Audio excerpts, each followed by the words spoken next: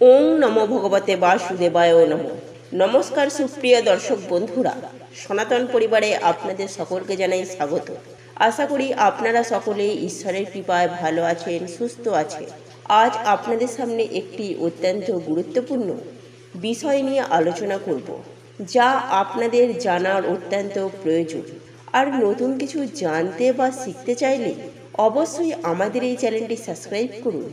সুপ্রিয় দর্শক বন্ধুরা, আজ আমি এই ভিডিওর মাধ্যমে আপনাদের জানাবো, এই বছর 2025 সালে জন্মাষ্টমীর দিন আপনি যদি কয়েকটি জিনিস বাড়িতে নিয়ে আসেন, যেমন আপনার উন্নতি অবধারিত, ঠিক তেমনি আপনার বাড়িতে ফিরে আসবে সুখ সমৃদ্ধি। এর পাশাপাশি স্বয়ং ভগবান শ্রীকৃষ্ণ অত্যন্ত সন্তুষ্ট হবেন। সুপ্রিয় দর্শক বন্ধুরা, এই প্রসঙ্গে বিস্তারিত জানতে ভিডিওটি স্কিপ না করে মনোযোগ সহকারে শেষ পর্যন্ত দেখতে থাকুন। আর ভিডিওটি দেখে কোনোরূপ উপকৃত হলে অবশ্যই একটি লাইক করবেন এবং আপনজনদের সাথে শেয়ার করবেন, যাতে ওনারাও দেখে উপকৃত হন। আর যারা সনাতন পরিবারে নতুন হয়ে আছেন, তারা অবশ্যই আমাদের এই চ্যানেলটি সাবস্ক্রাইব করুন এবং পাশে থাকা বেল বাটনটি প্রেস করুন, এরূপ নিত্য নতুন ভিডিও সবার আগে দেখার জন্য। তাহলে চলুন বন্ধুরা, আর সময় নষ্ট না করে ভিডিওর মূল পর্বে প্রবেশ করা যাক। সুপ্রিয় দর্শক বন্ধুরা, বিজ্ঞানের যুগেও ঈশ্বরের ওপর থেকে মানুষের আস্থা এখনো চলে যায়নি। ঈশ্বরের প্রতি শ্রদ্ধা, ভালোবাসা, আস্থা, ভরসায় প্রমাণ করে ঈশ্বরের অস্তিত্ব। তাই তো মানুষ যখন সব দিক থেকে ব্যর্থ হয়, তখনই ঈশ্বরের শরণাপন্ন হয়। আর দেবতাও আমাদের ওপর আশীর্বাদ দেন এবং কৃপা দৃষ্টি প্রদান করে থাকে। আর এর ফলে আমরা জীবনে ক্রমাগত উন্নতির চরম শিখায় পৌঁছে যাই। সুপ্রিয় দর্শক বন্ধুরা, যে সুখ দুঃখ প্রত্যেক মানুষের জীবনেই আছে, তাই তো বলা উচিত ঈশ্বরের প্রতি শ্রদ্ধা, ভক্তি, আরাধনা করা উচিত, এমনকি ঈশ্বরের নাম জপ করাও উচিত। এতে আপনার যেমন উন্নতি হবেই, ঠিক তেমনি পরিবারের মঙ্গল, সুখ, শান্তি, আর্থিক উন্নতি সব কিছুই ভগবানের আশীর্বাদের কৃপায় বজায় থাকবে। এবং একই সঙ্গে দেবতাদের সন্তুষ্ট করার জন্য আমরা কিনাই করে থাকি।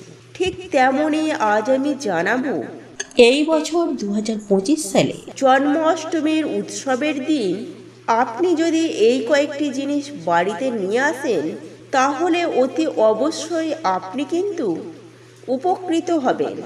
এবং আপনারা অতি অবশ্যই চেষ্টা করবেন জন্ম অষ্টমীর দিন এই জিনিসগুলি বাড়িতে নিয়ে আসার। এবং একই সঙ্গে আপনার যদি সামর্থ্য না হয়, এর মধ্যে যে কোনো একটি হলেও আপনি যদি জন্মাষ্টমীর দিন আপনার বাড়িতে নিয়ে আসেন, এতেও কিন্তু আপনি সমানভাবে উপকৃত হবেন। সুপ্রিয় দর্শক বন্ধুরা, প্রথম যে জিনিসটির কথা আপনাদের জানাবো, সেটি হলো ময়ূরের পালক। হ্যাঁ বন্ধুরা, আমরা সকলেই জানি যে ভগবান শ্রীকৃষ্ণের একটি প্রিয় জিনিস হচ্ছে এই ময়ূরের পালক। আর এই ময়ূরের পালক ভগবান শ্রীকৃষ্ণ সর্বদাই মস্তকে ধারণ করে থাকে। তাই আমি আপনাদের জানাবো, জন্মাষ্টমীর দিন অতি অবশ্যই আপনি যদি এই জিনিসটি বাড়িতে নিয়ে আসেন এবং একই সঙ্গে আপনি যদি ভগবান শ্রীকৃষ্ণকে এই ময়ূরের পালক নিবেদন করেন, এতে কিন্তু ভগবান শ্রীকৃষ্ণ অত্যন্তই খুশি হবেন এবং ভক্তের যে মনোবাসনা, মনোবাঞ্ছা, সেই মনস্কামনা কিন্তু পূরণ করে। এর পাশাপাশি আমি আপনাদের জানাবো, ময়ূরের পালকের মধ্যে রয়েছে নানা গুণাগুণ। যদি আপনি আপনার গৃহে ময়ূরের পালক রাখেন, এতে কিন্তু নানা সুফল পাওয়া যায়। এবং একই সঙ্গে আপনাদের জানিয়ে রাখি, আপনারা যখন ময়ূরের পালক কিনবেন, অতি অবশ্যই একটু খেয়াল করবেন যেন ময়ূরের পালকটি সম্পূর্ণ থাকে, কোথাও না ভাঙা বা মুচকানো না থাকে। এবং পালকটি নেয়ার সময় আপনারা অতি অবশ্যই জয় শ্রীকৃষ্ণ এই মন্ত্রটি অতি অবশ্যই বলবেন। এবার আমি দ্বিতীয় যে জিনিসটির কথা বলবো সেটি হলো করবী ফুল। হ্যাঁ বন্ধুরা, এই করবী ফুল হলো ভগবান শ্রীকৃষ্ণের অত্যন্ত পছন্দের একটি ফুল এবং তারই সঙ্গে একটি বাঁশি নেবেন। আর এই বাঁশি ভগবান শ্রীকৃষ্ণের অত্যন্ত প্রিয়। এরপর আমি আপনাদেরকে যে বিষয়টি জানাবো সেটি হলো হলুদ কাপড়। সুপ্রিয় দর্শক বন্ধুরা, আপনারা প্রত্যেকেই জানেন শ্রীকৃষ্ণকে পীতাম্বর বলা হয়, অর্থাৎ পীত অম্বর যার। আপনি যদি এই জন্মাষ্টমীর দিন বাড়িতে যদি হলুদ কাপড় বা বস্ত্র নিয়ে আসেন এবং সেই হলুদ কাপড় বা বস্ত্র আপনি যদি ভগবান শ্রীকৃষ্ণকে সজ্জিত করেন, এতে ভগবান স্বয়ং শ্রীকৃষ্ণ অত্যন্ত খুশি হবেন এবং স্বয়ং ভগবান শ্রীকৃষ্ণের আশীর্বাদে আপনার মান, যশ, খ্যাতি প্রভৃতি বৃদ্ধি পেতে থাকবে। এরপর আমি আপনাদেরকে যে বিষয়টি জানাবো সেটি হলো হলুদ ফুল। হ্যাঁ বন্ধুরা, অতি অবশ্যই জন্মাষ্টমীর দিন শ্রীকৃষ্ণের এই জন্মাষ্টমীর উৎসব পালনের সময় এবং পুজো অর্চনা ও পালনের সময় অতি অবশ্যই হলুদ ফুল অর্পণ করবেন।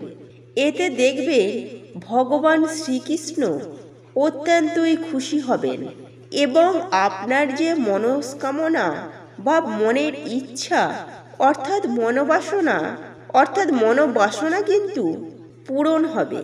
এবং সর্বশেষে যে বিষয়টি আপনাদেরকে জানাবো সেটি হলো একটি হলুদের গাঁট। হ্যাঁ বন্ধুরা, আপনারা যদি জন্মাষ্টমীর দিন স্বয়ং ভগবান শ্রীকৃষ্ণকে অর্থাৎ বিষ্ণুকে এই হলুদের গাঁট পুজো অর্চনা বা আরাধনার সময় আপনি যদি এই হলুদের গাঁট ভগবান বিষ্ণুকে অর্থাৎ শ্রীকৃষ্ণকে অর্পণ করে থাকেন, এতে কিন্তু ভগবান বিষ্ণু অর্থাৎ ভগবান শ্রীকৃষ্ণ অত্যন্তই খুশি হন।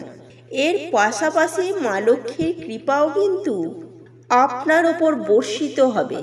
আমি আপনাদের জানাবো এই জন্মাষ্টমীর দিন অতি অবশ্যই এই হলুদের গাঁটের সঙ্গে একটি 1 টাকার কয়েন এবং একই সঙ্গে 1 টুকরো হলুদের কাপড়, একই সঙ্গে এই 3টি জিনিস ভগবানের চরণে নিবেদন করুন এবং পুজো পার্বণ শেষ হওয়ার পর এই হলুদের গাঁট, 1 টাকা এবং কাপড়ের টুকরোটি একসাথে মুড়ে আপনি যেখানে টাকা পয়সা রাখেন অর্থাৎ আপনার আলমারিতে বা লকারে সেখানে রেখে দিন।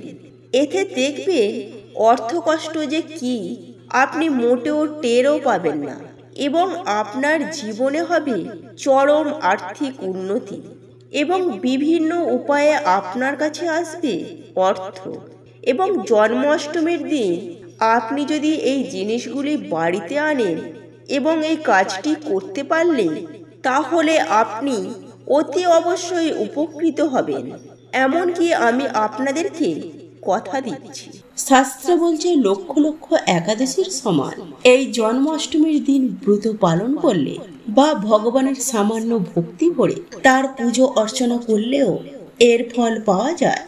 বলা হয় এই দিনে কিছু নিয়ম মেনে ভগবানের কাছে নিজের মনোবাসনা বললে ভগবান তা অবশ্যই পূর্ণ করে দেন।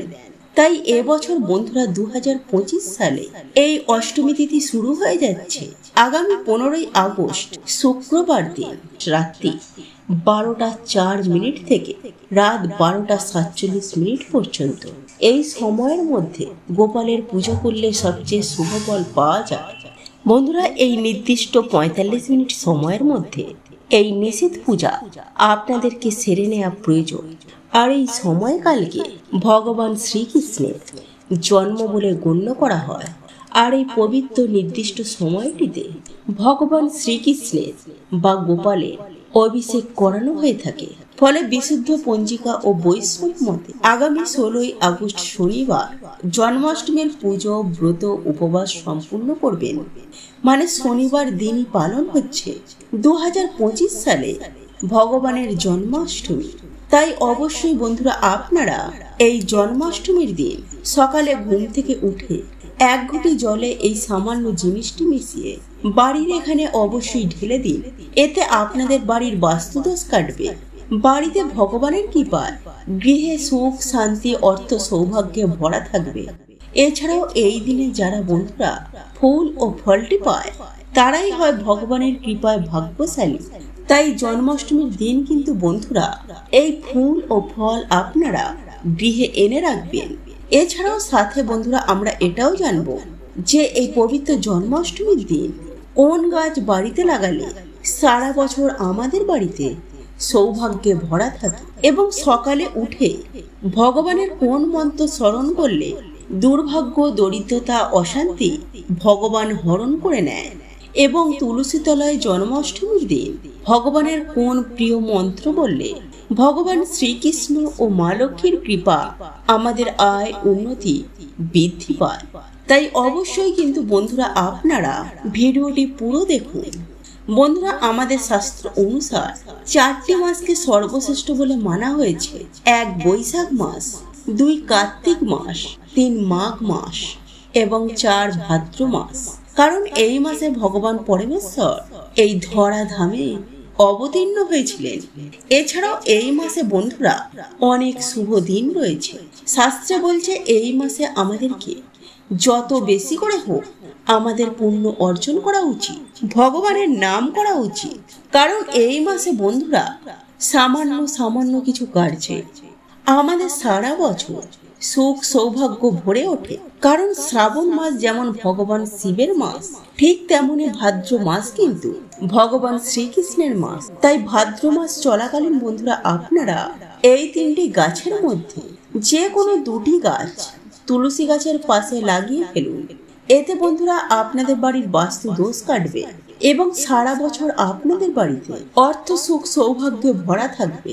তাই ভিডিওটি অবশ্যই কিন্তু বন্ধুরা আপনারা পুরো দেখুন। কারণ আজকের এই ভিডিওটিতে বন্ধুরা আপনাদেরকে জানাবো যে বাড়ির কোন দিকে এবং কবে আপনারা এই গাছগুলি লাগাবেন, এবং সকালে এই মাসে ঘুম থেকে উঠে ভগবানের কোন মন্ত্র বা ভগবানের কোন নাম আপনারা স্মরণ করবেন, এবং এই মাসে কিছু গুরুত্বপূর্ণ নিয়ম।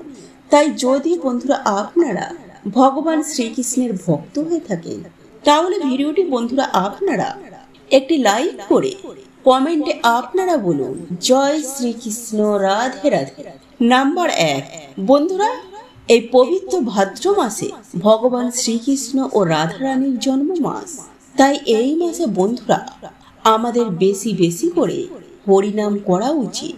তাই এই মাসে বন্ধুরা আপনারা সকালে ঘুম থেকে উঠে আপনারা 3 বার ওম মাধবায় নমঃ বা হরে কৃষ্ণ মহামন্ত্র আপনারা জপ করতে কখনোই ভুলবেন না। নাম্বার 2 বন্ধুরা এই মাস যেহেতু ভগবান বিষ্ণুকে অর্পণ করা হয়েছে, তাই এই মাসে বন্ধুরা আমাদের গঙ্গা স্নান, দান ধ্যান, দরিদ্র সেবা, ভগবান শ্রীকৃষ্ণ ও রাধারানী ও লক্ষ্মীনারায়ণের পুজোয় তাদের মন্ত্র জপে জীবনে সুখ সৌভাগ্যের আগমন হয়।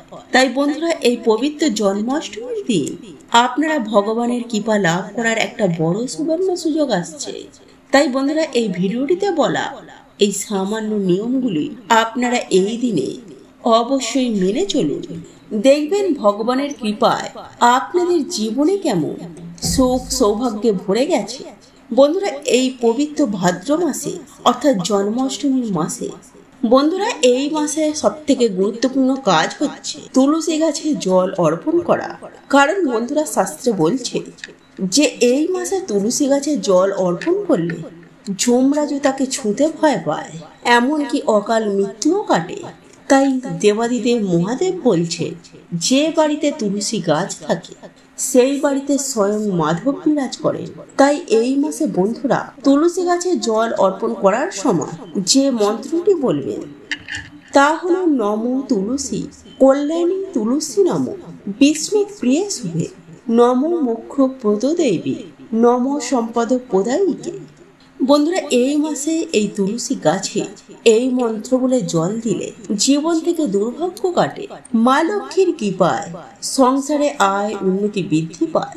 তাই অবশ্যই বন্ধুরা আপনারা কিন্তু এই জন্মাষ্টমীর দিন বা এই মাসের যে কোনো বৃহস্পতিবার দিন তুলসী গাছে এই মন্ত্র বলে জল দিতে কখনোই ভুলবেন না। নাম্বার 4, বন্ধুরা এই ভাদ্র মাস ভগবান বিষ্ণু ও মা লক্ষ্মীর মা, তাই পবিত্র মাসে বন্ধুরা আপনারা যে গাছগুলি বাড়িতে লাগাবেন সেটি হচ্ছে কৃষ্ণ তুলসী। বন্ধুরা এই মাসে আপনারা বাড়ির উত্তর এবং পূর্ব দিকে রাধারানীর নাম নিয়ে একটি তুলসী গাছ লাগিয়ে দিন। এতে সারা বছর বন্ধুরা আপনাদের বাড়িতে মা লক্ষ্মীর কৃপায় ধনধান্যে ভরে থাকবে। কিন্তু বন্ধুরা সোজা কিন্তু আপনারা মাটিতে লাগাবেন না, কোনো টবে বা কোনো উঁচু জায়গায় কিন্তু গাছটিকে লাগাবেন। এবং তুলসী গাছের সাথে আপনারা যে গাছটি লাগাবেন তা হচ্ছে ধুতুরা বা অপরাজিতা গাছ। কারণ অপরাজিতা হচ্ছে মা দুর্গার অপর নাম এবং ধুতরা গাছ হচ্ছে ভগবান শিবের অত্যন্ত প্রিয়।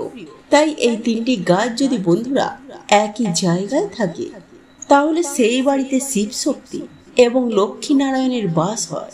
তাই বন্ধুরা এই মাস চলাকালীন এই কার্যটি কিন্তু আপনারা অবশ্যই করে রাখুন। তাই বন্ধুরা আপনারা এই জন্মাষ্টমীর আগের দিন কিন্তু অবশ্যই নিরামিষ আহার গ্রহণ করবেন এবং জন্মাষ্টমীর দিন আপনারা পারলে অবশ্যই ব্রহ্ম মুহূর্তে ঘুম থেকে ওঠার চেষ্টা করবেন এবং ঘুম থেকে উঠে বন্ধুরা আপনারা সবার প্রথমে ভগবান শ্রীকৃষ্ণের নাম মনে মনে স্মরণ করবেন এবং মনে মনে আপনারা বলবেন, হে প্রভু, তোমার এই ভক্ত আজ তোমার চরণে নিজেকে আজ সমর্পণ করেছেন। তাই প্রভু তুমি আমায় শক্তি প্রদান করো যে তোমারই পুজো অর্চনায় আমি মন দিয়ে ভক্তি ভরে করতে পারি।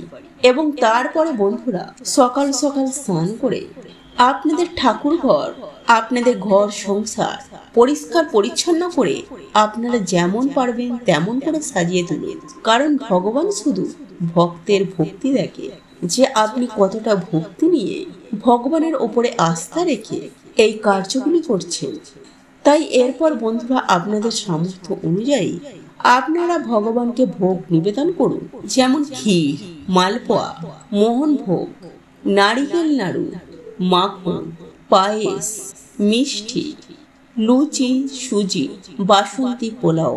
এছাড়াও বন্ধুরা ভগবানের পুজোয় আপনারা ধূপকাঠি, কর্পূর, জাফরান, চন্দন, সিঁদুর, সুপারি, পান এবং পুষ্পাঞ্জলি দেওয়ার মতো ফুল, পদ্ম, তুলসীর মালা, তুলসী মঞ্জুরি, কাঁচা হলুদ, দুর্বা ঘাস, আতপ চাল, গঙ্গা জল, দুধ, দই, ঘি, মধু, চিনি। এছাড়াও বন্ধুরা আরো অনেক কিছু লাগে, কিন্তু সাধারণভাবে আপনারা এগুলি দিয়েও ঘরোয়া পুজো করতে পারবেন। কিন্তু বন্ধুরা যদি আপনারা কোনো কারণে এই দিন আপনারা জোগাড় করতে না পারেন, যদি আপনাদের কোনো রকমের কোনো সমস্যা থাকে, তাহলে বন্ধুরা সামান্য কয়েকটি তুলসী পাতা দিয়ে যদি আপনারা মাখনও ভগবানকে দেন, তাহলে বন্ধুরা সেই মাখন ভগবান নিজে গ্রহণ করেন। কারণ বন্ধুরা ভগবান কারোর উপরেই কিন্তু ভেদভাব করেন না। এরপর আপনারা ভগবানের পুজোর আগে পঞ্চামৃত বা পঞ্চদ্রব্য দিয়ে ভগবানের স্নান কার্য অবশ্যই সম্পূর্ণ করুন। এরপর আপনারা যে উপকরণগুলো আপনাদেরকে বললাম তা আপনারা ভগবানকে নিবেদন করুন এবং সাথে বন্ধুরা প্রদীপ, ধূপকাঠি অবশ্যই জ্বালিয়ে দেবেন এবং ভগবানের প্রিয় ফুল যেমন কুমুদ, করবী, মালতী, পলাশ, নয়নতারা, পদ্ম, এছাড়া বন্ধুরা সাদা ও হলুদ রঙের যে কোনো সুগন্ধি ফুল ভগবানের খুবই প্রিয়। এবং ভগবানের প্রিয় ফল হচ্ছে শসা, তাল, নারিকেল। তাই বন্ধুরা এই দিন কিন্তু আপনারা অবশ্যই তাল ও নারিকেলের বড়া ভগবানকে অবশ্যই নিবেদন করবেন। এরপর বন্ধুরা আপনারা কিন্তু অবশ্যই ভগবানের সামনে বসে হরে কৃষ্ণ মহামন্ত্র 108 বার জপ করবেন এবং সেই দিন আপনারা পারলে পবিত্র গীতা গ্রন্থে যে কোনো একটি শ্লোক আপনারা পাঠ করুন। যারা ব্রত রাখছেন তারা কিন্তু সেই দিন কোনো রকমের বন্ধুরা অন্ন ভোজন করবেন না। যদি একদমই না পারেন তাহলে আপনারা ভগবান শ্রীকৃষ্ণের কাছে ক্ষমা চেয়ে ফলাহার গ্রহণ করতে পারেন। বন্ধুরা আপনারা কি করবেন, যে কোনো একটি ঘটের মধ্যে জল ভরে রাতের বেলা আপনারা আপনাদের ডাইনিং রুম বা দরজার সামনে রেখে দেবেন। এরপর সকালে যখন আপনারা ঘুম থেকে উঠবেন, আপনারা সেই জলটি নিয়ে গিয়ে আপনাদের বাড়ির সদর দরজার ভেতর দিকে দাঁড়িয়ে বাইরের দিকে মুখ করে ডান দিক বাঁ দিকে ফেলে দেবেন, ডান দিকে এবং বাঁ দিকে ফেলে দেবেন। এতে বন্ধুরা আপনাদের বাড়ি থেকে গ্রহ দোষ কাটবে। এবং প্রতিনিয়ত যদি আপনারা এই প্রক্রিয়াটি করতে পারেন, তাহলে আপনাদের ডেফিনেটলি আর্থিক উন্নতি হবেই হবে। কারণ বন্ধুরা এই প্রক্রিয়াটি এতটাই শক্তিশালী যে কিছুদিনের মধ্যেই এই প্রক্রিয়াটির ফলে মা লক্ষ্মীর আগমন ঘটে। নাম্বার 3, বন্ধুরা আমরা প্রত্যেকেই আমাদের ঘুম থেকে ওঠার পর আমাদের সদর দরজা বা উঠানের সামনে ঝাঁট দিই। কিন্তু বন্ধুরা আপনারা কি করবেন, শনিবার ও রবিবার ঝাঁট দেওয়ার আগে সেই জায়গায় আপনারা একটি ঘটিতে জল ভরে তার মধ্যে কিছুটা হলুদ গুলে সেই জলটি ঢেলে দিয়ে তারপর ঝাঁট দেবেন। এতে বন্ধুরা যদি কেউ আপনাদের বাড়িতে কোনো রকমের ক্ষতি করে থাকে, তাহলে কিছুদিনের মধ্যেই বন্ধুরা সেই ক্ষতি বা নেগেটিভ এনার্জি তাদের বাড়িতে রিটার্ন চলে যাবে। নাম্বার 4, বন্ধুরা যদি আপনাদের বাড়ি থেকে কেউ যদি দূরে ঘুরতে যান বা যখন কেউ আপনাদের বাড়ি থেকে কাজে যাবে, তখন তার নামে আপনারা একটি ঘটিতে বা একটি পাত্রে জল ভরে রাখবেন। এবং যখন তিনি আপনাদের বাড়িতে ফিরে আসবে, তার পরের দিন আপনারা সেই পাত্রের জলটি বা ঘটির জলটি আপনারা কোনো গাছে ঢেলে দেবেন। এতে বন্ধুরা পরিবারের মধ্যে সম্পর্ক ভালো হয় এবং নানা রকম বাধা বিঘ্ন থেকে সেই ব্যক্তি রক্ষা পায় এবং নেগেটিভ এনার্জির প্রভাব আপনাদের জীবনেও কিন্তু পড়বে না। নাম্বার 4, বন্ধুরা মঙ্গলবার ও শনিবার আপনারা একটি আসনে বসে একটি পাত্রে কিছুটা জল নিয়ে সন্ধ্যাবেলায় বা স্নান করে আসার পর হনুমান চাল্লিশা বা দুর্গা চাল্লিশা বা মহামৃত্যুঞ্জয় মন্ত্র পাঠ করে সেই জলে আপনারা 3 বার ফুঁ দিয়ে আপনারা সেই জল একটি ময়ূরের পালকের মাধ্যমে বা একটি ফুলের সাহায্যে সারা ঘরে ছিটিয়ে দিন। এই প্রক্রিয়াটি বন্ধুরা আপনারা যদি রোজ করতে পারে তাহলে তো খুবই ভালো, আর যদি না করতে পারেন তাহলে শনি ও মঙ্গলবার এই প্রক্রিয়াটি করতে একদমই ভুলবেন না। এছাড়াও বন্ধুরা আপনারা এই মন্ত্র কিন্তু আপনারা একদমই চেঞ্জ করবেন না। মানে যদি আপনারা হনুমান চাল্লিশা পাঠ করেন, তাহলে হনুমান চাল্লিশা পড়েই আপনারা প্রত্যেক দিন এই কার্যটি করবেন। তো বন্ধুরা আমি আশা করছি আপনারা প্রত্যেকেই এর উত্তর পেয়েছেন, এবং যদি আপনাদের মনে কোনো প্রশ্ন থাকে তাহলে কমেন্টে আমাকে অবশ্যই জিজ্ঞাসা করুন। জয় শ্রীকৃষ্ণ, রাধে রাধে।